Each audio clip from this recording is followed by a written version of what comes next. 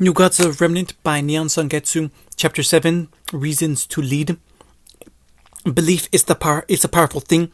I found belief is oneself, belief in a higher power, belief in the gods. When we believe in something, we believe to hope, we begin to hope, and when we hope, why hope is but the death of fear. Reasons to lead. Grim in the city. Those words were a death knell to any civilization outside of the walls. Countless settlements had fallen to swarms such as these in the past, drawn by negativity, then asunder by overwhelming numbers. Many had perished before, and many would yet. It was simply the way of the world. Life outside the four cities was often dangerous and fraught with peril. It was always a risk. Mount Glen was built to be different.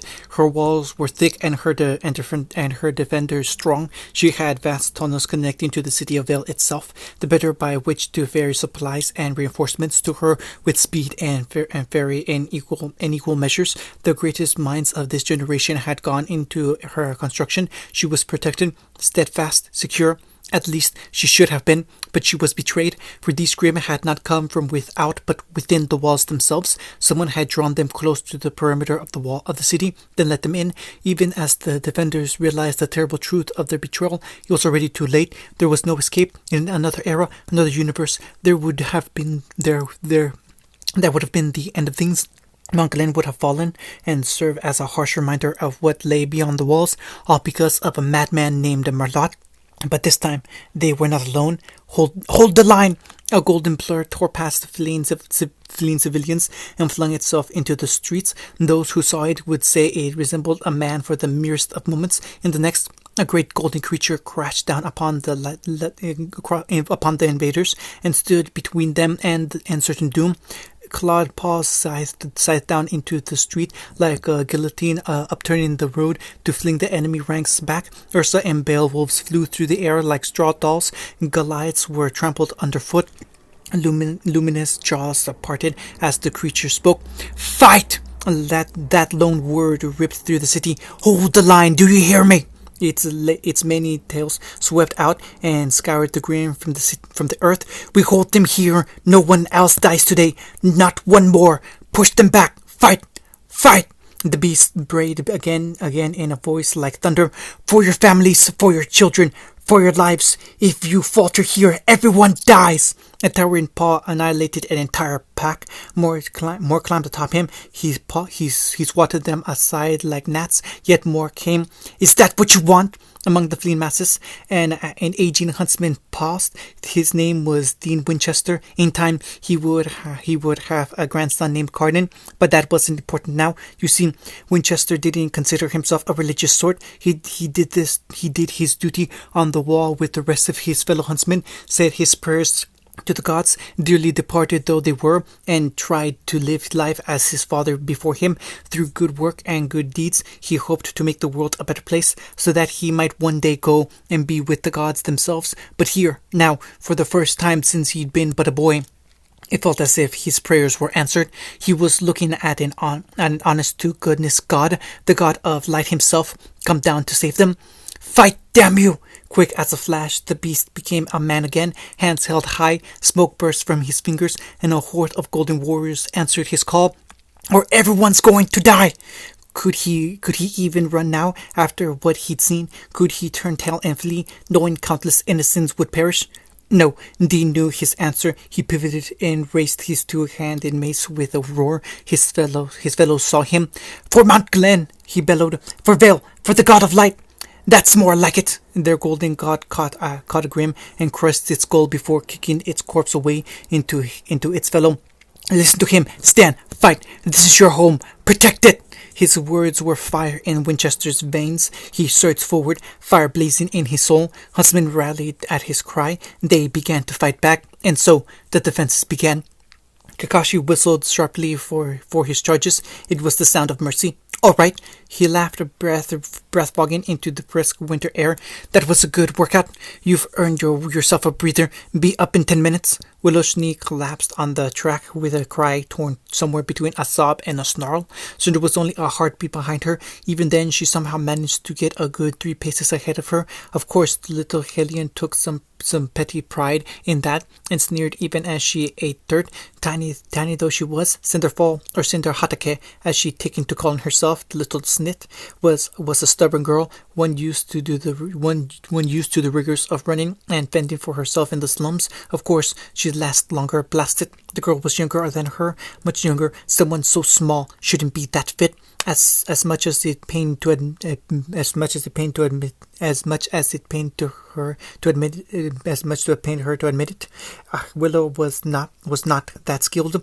She'd lived a pampered life, and it had showed for the first few months of her training. She'd like to think she was getting past that she'd gotten better, faster, stronger, bit by bit, slowly but surely. She was closing the gap between the two of them. She wanted to believe that. No, she had needed to believe it, because if she didn't, her pride was going to absolutely shatter. Granted, she had her own semblance, and it was a fair counter to Cinder's explosive heat and glass, but beyond that, she knew the younger girl could thrash her in a fight. She had already, on several occasions, galling as it might be, the girl had become something of a rival for her. But if there was one thing they agreed on, Kakashi sauntered towards them, hands in his pockets, the lone bell dangling from his belt, jingling all the way. Well, his visible eye creased in a smile as he leaned down to inspect each of them in turn. How are we feeling? It was vengeance, and right now they were both very, very, very cross with him. Willow grinned into the frozen soil, more fool he for getting close. The wily shinobi didn't notice the miniature gravity glyph beneath his feet until Willow triggered it with her aura. In the same instant, Cinder detonated the dirt spraying Kakashi's masked visage with multi-glass. His stance buckled a bit, and he grunted in surprise as he warded it away with the kunai. Now, another glyph, one of acceleration, sprang to life under her, enabling Willow to dive at him with what little strength he had left. Pale fingers brushed the miniature bells, and she closed her fist around it. Breath burst from her lungs as Kakashi's knee slammed into her gut, turning her charge into a stumble. Willow folded over it. Aura crackled surely, but she didn't go down and clung to his limb for dear life. A triumphant cry on her flank told her that Cinder had the same idea. Kakashi caught her strike and rammed her into Willow, sending both girls sprawling down into a tangle of arms and legs. Not a bad try, he laughed softly, but you still fell. His steps lacked the telltale jingle of before. Kakashi glanced down with a frown. Only then did he deign to notice that the cord of the bells had been cut. A tiny glass dagger lay wedged into his hip. He could almost see the cut there. If you squinted, his visible eye widened just a bit when little Cinder opened her fist, revealing her hard-won prize. Not bad. Looks like Cinder passed. No, the girl fist tightened around her prize, much to Willow's relief. It's our bell. We won it together. We share it. You have to keep teaching us, both of us. Kakashi's gaze sought hers. And how do you feel about this, Willow? How indeed. As much as part of her wanted nothing more to do with Cinder, there could be no denying they'd worked well together, even if she couldn't stand her. But perhaps that could change. Azure orbs met gold, and well, it wasn't an agreement, but it was a truce for now. Their mentor clapped slowly. Well done, girls. You finally worked together. Congratulations. You pass. Willow flopped to the ground, nearly spent. Must you be such a bastard about it? He really did. Oh dear, did I say 10 minutes? I meant 5. Cinder harumphed. I can be up in half that. 1 minute then. Cinder! Willow grit her teeth and buried a small, secretive smile deep within her heart. Today's training had only served to further solidify her resolve. At the end of the day, she was still a Schnee, and the Schnee women were nothing if not determined. She was just a girl now, but when she was older, one day, she was going to court this man. This was a battle not even father could save him from. Cinder may have taken a place at his side, but she was younger. She didn't understand. She never would. By the time she did, it would be too late. Cinder stood first. Kakashi beamed at her. That's my girl. Willow glowered at the younger girl in naked envy and climbed to her feet as well. That's the way. Their mentor clapped his hands. Now give me 10 laps around the yard. Chop chop. The winner gets a reward. The girls glowered at one another and bolted. Kakashi kept his smile in place until he was certain they could no longer see him. Only then did he let the facade drop. Kids these days, their aura really did recharge quickly. He could see them butting heads even as they rounded the corner of the manor and vanished from sight. That rivalry of theirs might be dangerous. Best to nip that in the bud before it became something it shouldn't. He touched the finger to his chin as they completed their first lap. I don't think Naruto and Sasuke were even this bad. Kakashi, a familiar voice called. There you are, I've been looking for you. The bemused shinobi turned to find Nicholas Shni approaching him at a speed, his face gone grim. There was a limp in his step this afternoon. A close look to him that suggested he was laboring under great pain. No doubt he need a cane soon. Poor bastard. Kakashi's talents were many and varied, but healing wasn't one of them. That had ever been up Sakura's alley. Shame he had never found her. She would have liked the girls. They were full of spirit. These two, just as she had been in her youth. But now was not the time to reminisce on such things. Oh, you didn't worry about me. The aging man waved his aide away when he moved to support him. Just a bit of stress. His brow furrowed. Should you be out of bed? Bah! The older Shni shook him off once more. I'm fine. There was a bit of an incident with an Atlas battleship near Menagerie. There was something about those words, or perhaps the way he said them. The generals are frothing at the mouth about it. They've asked to see you. And someone took out a battleship. Interesting. And the military wanted him to do something about it. Adorable. Also, not happening. I don't work for them. Nicholas boomed a laugh. And I told them that, but they're being rather insistent. And the culprit? The crew managed to fire off a final transmission before we lost contact with them. Here, have a look. His benefactor presented him with a grainy photograph. This appears to be the culprit. She lifted a battleship like it was nothing and beached the bloody thing. Her talents were... Well, a grimace stole over his bearded visage as they gazed upon the faded picture. Superhuman doesn't even begin to describe her deeds, to say the least. Even a huntress shouldn't be able to do what she did. Whoever she is, she's wickedly strong. Kakashi felt his heart physically skip a beat as the organ lurched in his chest. The face stared back at him within the image was eerily familiar. Green eyes, pink hair, superior strength, longer hair perhaps, but that was undoubtedly Sakura Haruno. Was it possible? Did he dare hope? He'd feared himself alone in this strange new world. Was it possible that his precious students survived their journey after all? Some of his shock must have bled through his expression, because Nicholas squinted at him. Do you know her? She's a student of mine. There was no point in lying here. Trembling fingers handed the photo back. Tell the military to stay away. She'll destroy them. Oh, Nicholas's tan visage went pallid. You trained her? More or less. He tactically chose not to speak of what she'd endured under Tsunade. She's one of a kind. Take my word for it. Just let her be. See, his ally wiped a bead of sweat from his brow. I'll pass on your warning, but it might be too late. She's ruffled some feathers. They think she's riling up the Faunus, setting them up for a second war. My word only holds so much sway there. Kakashi felt the color drain from his face like a broken sieve. Did Sakura just accidentally a war? No, surely not. It couldn't be. Cooler heads would prevail in Atlas. They had to. They must. He'd make sure of it, even if he had to strong-arm the entire council by himself. But the sage, if she was in Menagerie, that meant Naruto and Sasuke might be kicking around Remnant. Naruto was willful on a normal day, but Sasuke, who knew what he might do? Why did he have a bad feeling about this? In any case, I need you here. Nicholas clapped him on the back as he continued, jerking the shinobi out of his thoughts. With the Battle Festival fast approaching, we're busier now than ever. It took a physical effort to wrench his thoughts away from his students. Atlas is hosting it this year, I believe. Quite so. I dare say the next time it comes around here, we'll be able to compete. A nostalgic smile flitted across the craggy visage. But enough about that. Since you've done such a wonderful job with the girls here, I was hoping you could take a charge of security. Kakashi grimaced. And this has nothing to do with my new title, I trust. Nicholas whistled instantly. I did my best to dispel the rumors. He pinched the brow of his nose. That blast nickname, the Hound of the Shni, indeed. The Hound of Atlas, more like. What can I say? I tried to stop. I won! Across the way, Cinder staggered towards the two of them. Willow lagged behind her rival. She was panting harshly, pale face flushed with equal parts exhaustion and shame at her defeat. Kakashi granted her a firm nod, and she preened, crisis averted. Unfortunately, that caused Cinder to sulk, and it was a fearsome thing indeed. Poor girl, was she so starved for attention?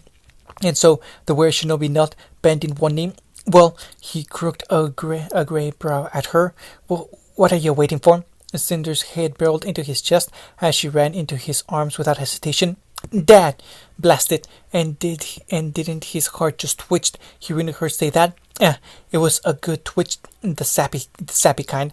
Naturally, that said Willow to sputtering, which meant she got dragged into said hug as well. Her face got strangely red too. Probably nothing. Kakashi smiled softly to himself and hugged his words tighter. So tenacious, these two, at this rate, were going to be our arch rivals or fast friends. He wasn't sure which terrified him more. Sakura would have to wait for now. It seemed so would Naruto and Sasuke.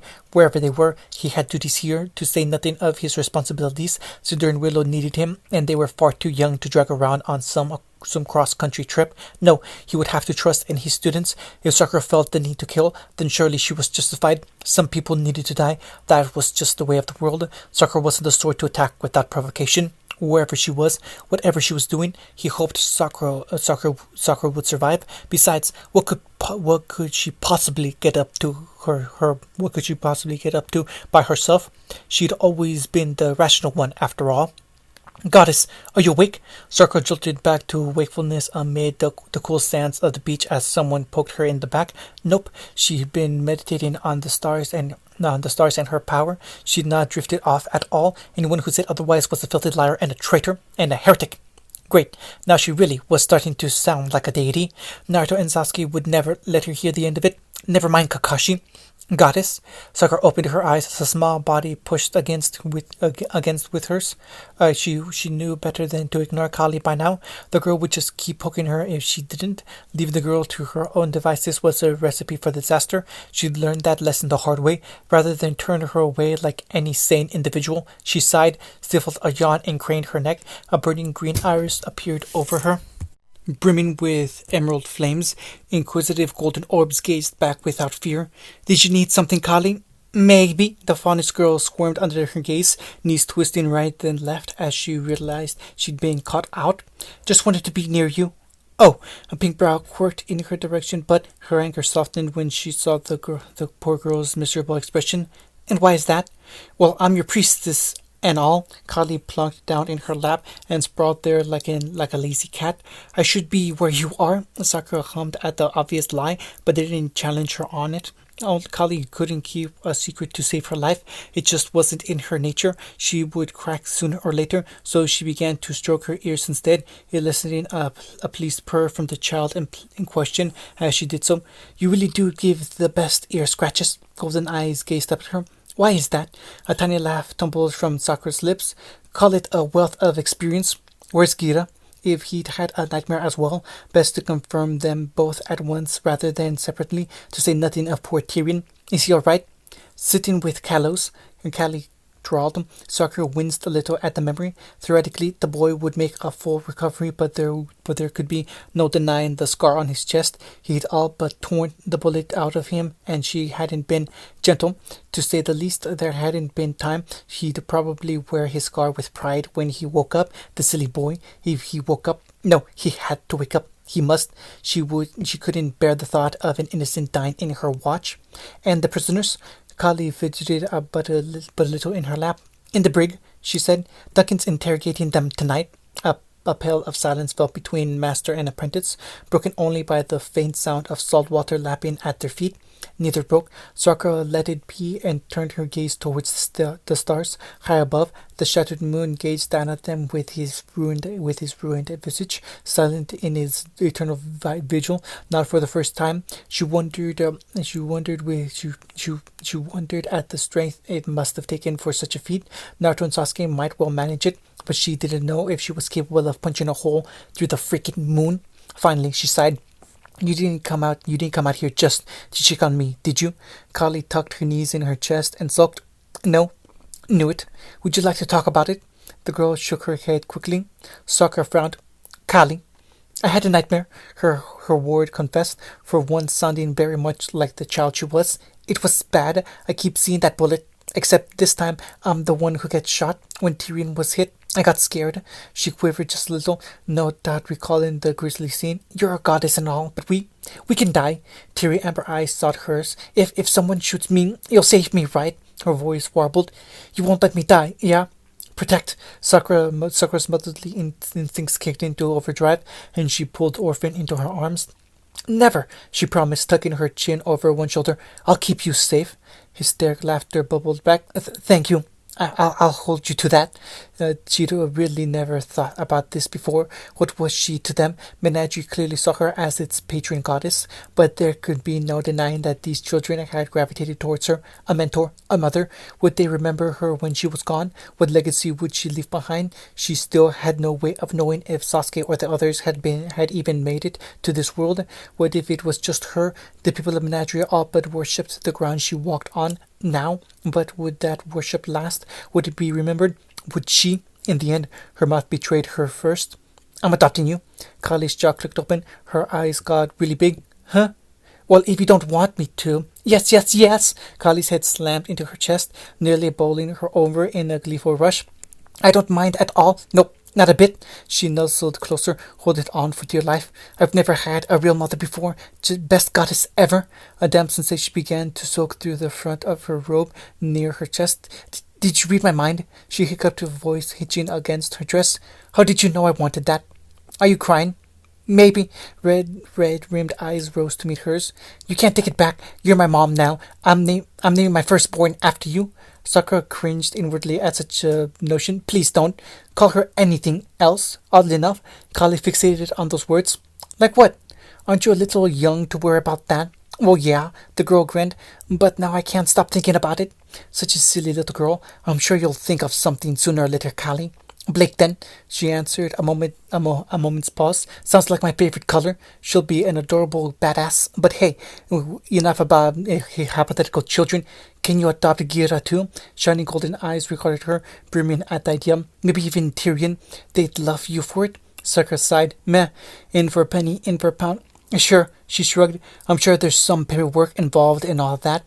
Your goddess, silly. Kali dabbed at her face with the back of one hand, stubbornly scrubbing the tears away. Your word is law. If you say we're your kids, then that's that. Her words gave Sakura the strength to return to the task at hand, the very same goal she'd been dwelling upon before she dozed off. She admitted it only a few minutes before. This island was her home. That much was true, but it was the home of so much. It was the home of so many others. She'd forgotten that. How arrogant of her. There were families here, husbands, wives, children, aunts, uncles, grandparents, and so much more. They had gathered under her protection, filling the isles to its limits, and it could be an island no other. Atlas had struck at them with impunity. Who was to say the rest of the world wouldn't do the same? These children deserved a peaceful life, as did their children and their children's children after them. She could provide that for them. She had but to act. There was no one here to stop her. Sakura shooed Kali out of her lap and stood slowly. Right then, let's try this again. The ocean lay sprawled out before her, an endless expansion of clear blue as far as the eye could see. At the right angle from here, one could see right to the bottom. It helped her to visualize the task at hand. Sakura closed her blazing eyes and forced herself to focus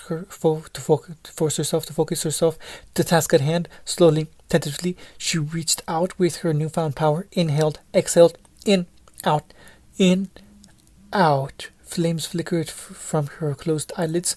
Hers was the power of seasons, but also the elements. She'd done her homework. She could do this. She would do this. If not for her, then for the poor people that had taken her in. In hindsight, she had no idea if this would work at all, but she had to try. Power was only bound by imagination, and limits were the crystallization of that. Shackles. This was her mind, her body, her power, and she would be bound by it no longer. There, she could feel it, melting chakra and magic together. She pushed. Kali tilted her head. What are you doing? Expanding the land. Quiet, please. Oh, that sounds great. What? Without warning, the ocean erupted, causing the girl to yelp and fall on her hindquarters. Sakura felt much like yelping herself. She hadn't expected to get it on her first try. Land burst from the sea and shore, awkwardly at first as the new maiden grappled with the strain, but with practice came perfection. She put her newfound powers to work like the useful tool they were, melding magic with precise chakra control to enforce her will upon the land. Nature fought her every step of the way, and so she worked with it rather than against it. Her power wanted to spread and grow, so she gave it the conduit it sought rather than beat it into submission.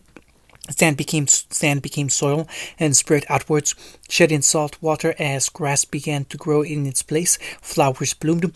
A frown stitched itself across Sakura's face. No, not enough. Too slow. More. She spread her will deeper into the soil, taking hold of the island itself in her mind's eye. Something clicked deep inside of her, and she felt her soul sing. Power rushed out of her in a heavy wave, bringing tears to her eyes from sheer euphoria. This felt good, right, pure. Summer was the season of life and growth, of heat and rain and wind, creation. She was simply doing what as her season dictated, but bound by her serves. She repeated the process. It was a slow, painful procedure, one that exacted a heavy toll upon her and left her gasping for air, but she forged onward regardless until she was spent. Finally, Sakura could do no more, and fell to her knees utterly spent. How odd, she couldn't hear the sound of the ocean anymore. With a groan, she dared to look up. Oh, that was a lot of land. A silence fell over mother and daughter alike, and then Kale absolutely dove on her. Best mother ever! He knew where they were. Sasuke opened his eyes and once more found himself swimming in a sea of memories. The four walls of his quarters offered no recompense for the knowledge Jin had crammed into his skull, nor did the gentle crackle of the hearth do anything to ease his worries. A wise man once said ignorance was bliss. Had he heard those words only a few months before, Sasuke would have scoffed. Ignorance wasn't bliss. Knowledge was power. The more you knew, the stronger you became. He was a fool, because now he knew not simply where they were, but what they were doing, whom they had allied themselves to. Nearly everything. If it was possible to know too much, then Sasuke certainly did. Jin had gone above and beyond the call to answer his question. The last few months had played out before his eyes like an old movie. Their every movement, every deed made manifest in a matter of hours. He saw it all, even the bits he'd rather not. Naruto was even now defending the survivors of a place called Mount Glen, fighting the good fight, as he always did. Kakashi had taken up the influential position as an advisor and bodyguard in Atlas. Sakura had been attacked in Menagerie. Sasuke wasn't sure how he felt about that. Angered that they would strike at her, certainly, but also something else. It took him a moment to quantify it. This was a strange feeling. He felt pride in someone else for perhaps the first time in his life. She'd given the foes of Atlas a black eye. On her, unfortunately, it was overshadowed by worry and concern. Was she all right? Was she hurt? Why did she have those strange new powers? Where did they come from? Only been privy to what he saw and heard. She did not disclose her thoughts, only their actions and the ripples of them. Still, there was one common denominator among each of them, it seemed. Each had children to look after. Naruto had taken 3 under his wing, blasted show off. Sakura was doing much the same. Kakashi alone seemed to see the sense in guiding 2 rather than 3. Somehow he had the feeling they'd picked up more if left unsupervised. He snapped his fingers, summoning his sensas, and asked of them a question. How far is Menagerie from here? Close, my lord. The man bowed deeply beneath his gaze. Closer than Atlas and Bell, to be sure, to say nothing of Vacuo. Sasuke blinked. Vacuo? A desert kingdom, said the attendant grimaced. Begging your pardon, my lord, but nobody likes Vacuo. A slow smile spread across his pale visage. If Menagerie was truly that close, well, why not? Good. Fetch me Raven Crow. Scathach as well. We're going on a trip. The Senescal blinked. Is this to be a crusade? Sasuke's smile grew another inch. Something like that. So it began. Naruto fought like a madman. There was nothing else for it. This wasn't an enemy he could reason with. He couldn't hope to reason with the beast even now trying to tear out his throat. There was mindless monsters, mad dogs to be put down in summary fashion. Nothing more, nothing less. He became a whirling dervish of golden death, a yellow flash streaking from grim to grim in the dozens, then the hundreds, now thousands, never pausing, never resting, ever in motion, an angry molten blur that knew that knew neither pause nor rest nor mercy. None were spared. Maria did her part as well. Her twin scythes were a hurricane of death upon all who crossed her path. Her semblance was actually allowed her to keep up with his skill count after a fashion, as did her other gifts. Time and time again, her silver eyes flashed out, briefly blinding him with blazes of white light. The Grim weren't so unlucky. Beneath her gaze, entire swaths of the horde turned to stone and crumbled to dust, and yet more came. But they were not alone. All around them, the guards rallied to their call and beat the Grim back. The hunters, few though they were, fought on. Those who could stand their ground did, while the rest herded non-combatants to safety. Swarms of clones herded them in turn, guarding innocents from Grim and preventing what would have others been a massacre. With the children safely under the watchful eye of no less than the 6 shadow clones, they were free to engage the enemy as they saw fit. Here there were no quarter, no mercy, only death. An angry Nevermore screamed furiously overhead, snapping him out of his battle trance. His heel crushed a Berengal skull underfoot as he scowled at the avian, his hands cocked back, prepared a Rasen shuriken to blast the beast out of the sky. Mine! Maria's shout pierced the dine as she all but materialized near his right flank. Wild silver eyes met blue through her cracked mask, and he realized her intent in a moment. She didn't even have to speak. Clever girl. Her arm yanked his down, and quick as you can please, the Grim Reaper leaped at him. Naruto clasped his hands together, allowed her to alight effortlessly upon his interlocked fingers. Kurama chuckled in the back of his head. I think I'm falling in love. The feeling was reciprocal. His arms tensed, charcoal flared, aura cracked. Away we go! Maria shot into the sky with a mad cackle, blue robes all but blurring as the wind lashed at her grinning face. She struck the Nevermore like a ballistic missile and burst through it. Weapons were whirling. She alighted atop the beast falling form, then leaped from its crumbling corpse to pounce upon an even larger specimen. Life and death wedged against ebony wings, and the beast shrieked in outrage as its flight path was viciously and violently cut short. A savage tug sent it wheeling out of its flight path into a flock of aerial Grim, commandeerating it to its fellows. Naruto whistled. So this was what love felt like. Yet more Grim poured through the breach. All the world dissolved into a blur of black on white, and he soon lost track of her after that. There's only the numbness of battle. His claws caught in Ursa and slashed it in twine. A giant fist pulped a Beowulf, while a Rasen shuriken annihilated a pack of keening griffin to the east. Slowly but surely, they were making an impact. His hands rose, and more clones rose to reinforce the wave. He felt his reserves dip a bit. How long had he been fighting? But shook off the nausea when it came for him. There would be time for rest later. The Grim wanted this place, and that was reason enough to deny them. Was this Salem's work? It didn't feel like it. These creatures were as mad as they were mindless. They fought without poise or purpose. Smarts, no strategy. Buoyed by his presence, the defenders beat them back time and again, even if things were looking a little grim. He'd made a pun. Keep fighting. That was all he could do. Fight and hope that his family was having a better time of things.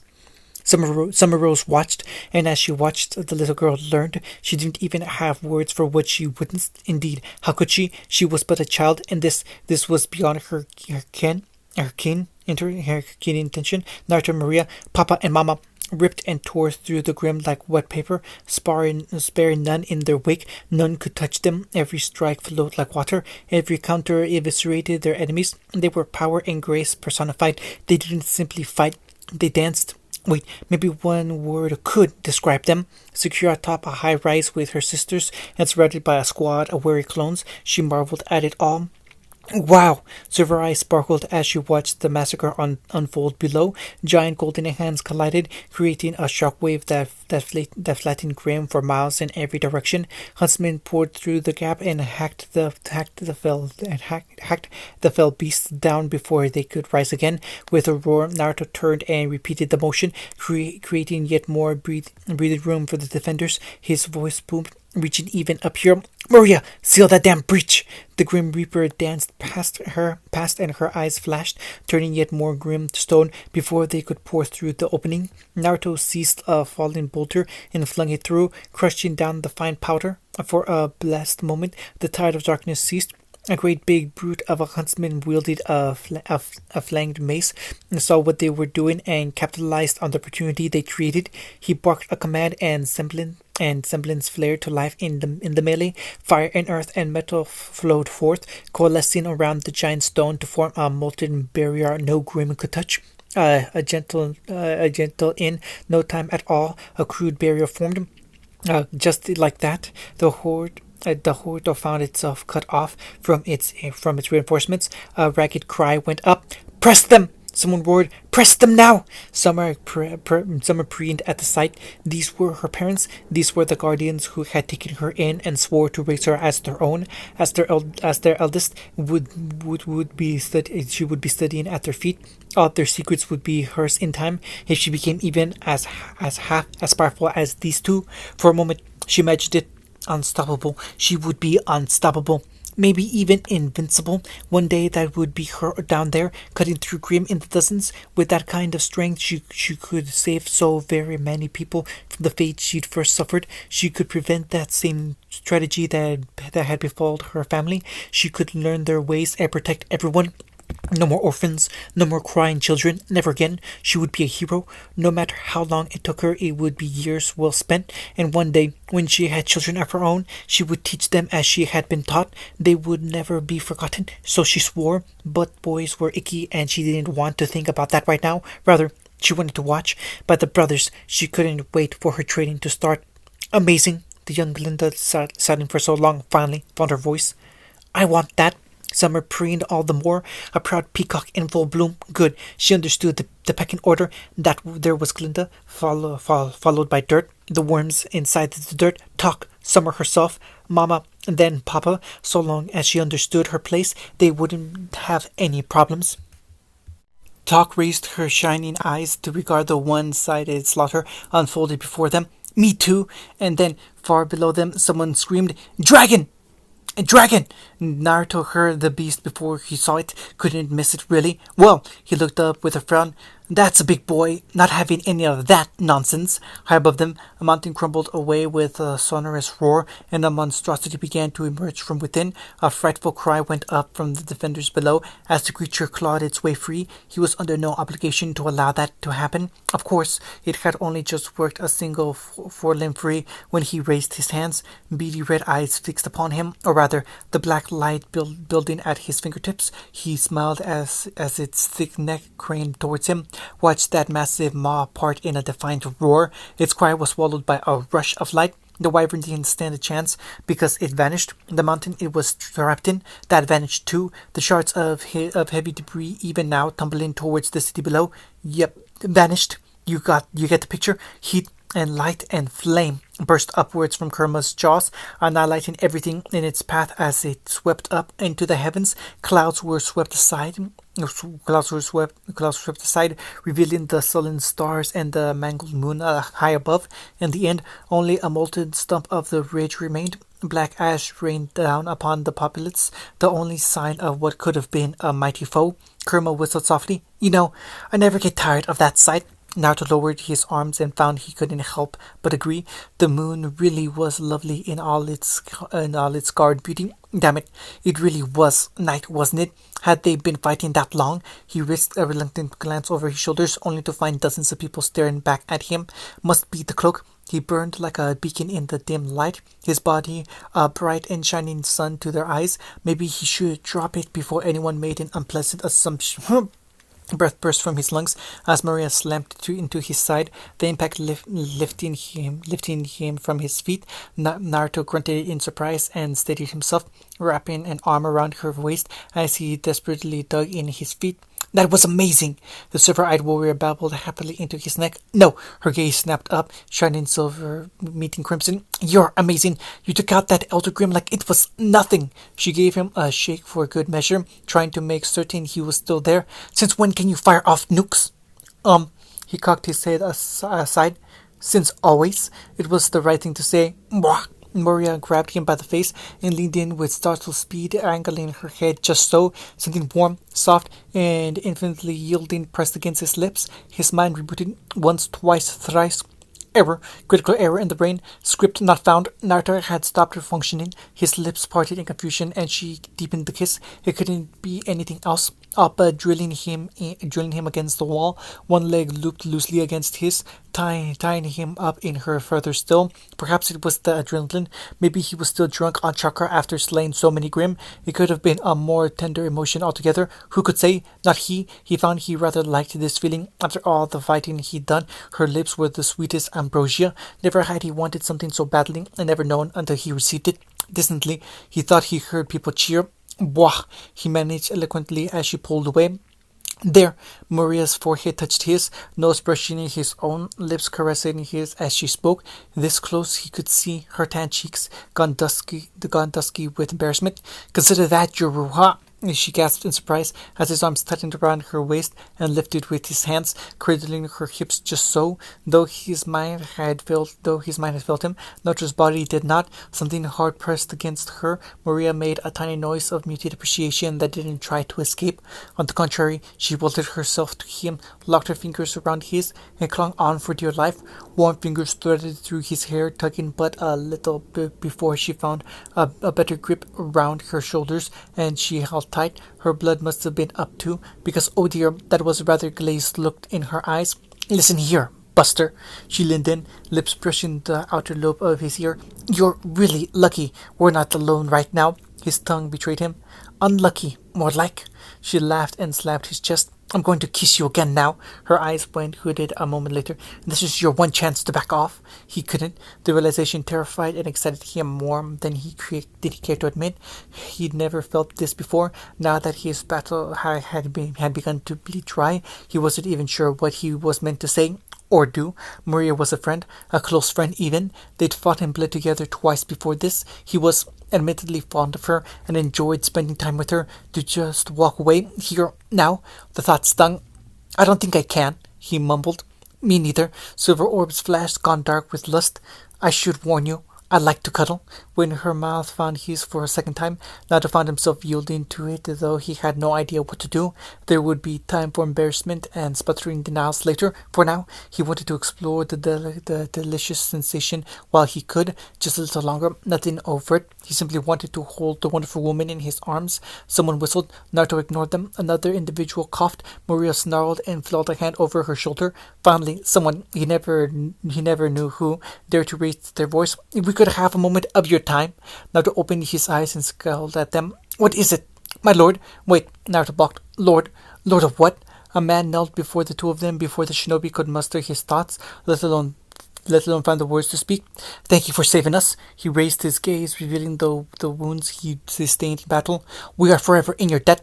Belatedly, he recognized this huntsman, the same one he'd inspired to stand and fight at the beginning of the siege. Winchester, wasn't it?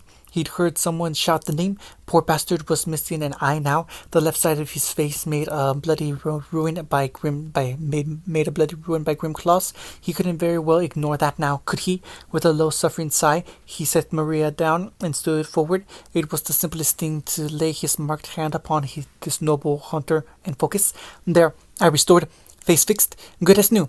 Mistakes were made. Winchester's head all but kissed the street as he babbled his internal thanks. Well, if the people of Mount Glen hadn't honored him before, they revered him now. Everyone went mad. All at once the survivors rushed in, and with them all the world dissolved into a chore of noise. Men clapped his back, women shook his hands, children shouted and tugged his sleeves. Maria wasn't spared their gratitude either. With her mask With her mask gone, her face was all too recognizable. She found herself blitzed beside him, all but crushed against his side. Everyone wanted to see them, to know them, touch them, and thank them. They could hardly keep track of it all, and then someone spoke the words that damned him. Long live the god of light! Naruto's neck snapped around with an audible crack. Who the heck said that? I'm not a god. Long live the god of light! Long live the hero of Vale! Much to his chagrin, everyone took up this cry. Long live the new headmaster! Damn it, so much for keeping a low. Wait just a minute there. Naruto balked as his mind catched up. Me, headmaster of what? Before your timely intervention. Indeed, Winchester climbed up to his feet, commanding his attention once more. Beacon's headmaster was here. He paused, letting the weight of his words sink in. As were the counselors of Vale. When the attack came, they quit the field. You saved us from certain doom, my lord. I can think of no one stronger. Wait, what? Lord, his arms waved in frenzied denial. Me, listen. I think you're making a mistake. You're right, someone cried. Headmaster isn't honor enough. To our king, long may he reign. It was all going wrong. Listen, damn it, I'm trying to tell you, I'm not, The cries drowned his words out, denying him his very denial. Maria sniggered softly, shoulders trembling with mirth. I think king has a nice ring to it. Naruto absolutely twitched. Kurama, not you too? Aghast, his mind flailed for an answer, searching for a way out of this. For the life of him, he couldn't find one. Maria was no help at all. She was all but beside herself, clutching her ribs with laughter. Traitor! A flicker of all too brief movement at his peripherals told him his clones were herding Summer and the other children their way. Sure enough, their cries joined the rest as they crowded in around him. To them, it was only natural that he take charge. Blasted, he was weak to that sort of thing. No choice then. At a loss, he threw his hands up. I don't even know how to run a school, much less a kingdom. Previews. In the aftermath, it was soon discovered that Beacon's current headmaster and the Council of Vale, both present for an inspection at the time of the attack, had indeed fled and detonated the tunnels to cover their ignorable retreat, condemning everyone to die in their absence. The survivors weren't much pleased. By the end, the loss of life proved relatively minimal. Only a dozen or so perished in the initial attack. The rest managed to survive. No, they were not best pleased. Naruto least of all. He said as much. If your leader would sacrifice innocents for the greater good, then your leader is evil. Why'd you even elect them if they're just gonna abandon you? Well said. This new child beamed. That's precisely why you should be king. Val hasn't had a king in centuries. The redhead shrugged. First time for everything. Noelle Valkyrie, was it? I really don't think that's a good idea. Judging by her smile, she hadn't heard him. For the last time, lady, I don't want it. She quirked a brow at him. Would you leave Vale and Beacon unprotected against the Grim? Maria laughed. She's got you there. Ugh, Naruto flung up his arms. But I'm not doing paperwork. I mean it. That's what shadow clones are for. He glowered darkly. This is only a temporary thing. I ain't running a school, let alone a city, for the rest of my life. No way, I'm just not qualified. His words fell on deaf ears. So it was on that day that the city of Vale found its first king in centuries. Ta clapped her hands. Again, I'll beat you this time. Glinda smiled softly. The sight actually surprised Summer. We'll see. Maria clapped her face and shook her head. Nah, no way. I ain't falling in love. That's just silly, right? So what if he was strong, smart, and good with kids, and got her sense of humor? So what? It didn't matter. It was just a kiss. She didn't love him. She certainly hadn't been staring or trying to catch his eye, or have his children, or... Oh, they looked rather nice, actually. So her eyes widened. Oh no, this changed things. Gira wondered if their goddess was cracked. Sometimes it certainly seemed so. Fun by him. They were all mad here. Not as mad as Tyrion, of course. Mine. Sakura grinned from ear to ear. Then she launched herself forward like a ballistic missile. Her followers went mad. The goddess has a husband. After that display, she probably will. You don't seem to understand. Kakashi stomped down, grinding the man's skull beneath his boot. Remnant isn't yours to conquer, and Zinder isn't yours. She's mine, my kid, my daughter. His visible eye narrowed. with a dangerous gleam. "Now then, who do you work for?" Salem opened her eyes. "It's time." The Nevermore wheeled out the window and arrowed towards Vale with a message bound to its leg. End of chapter 7.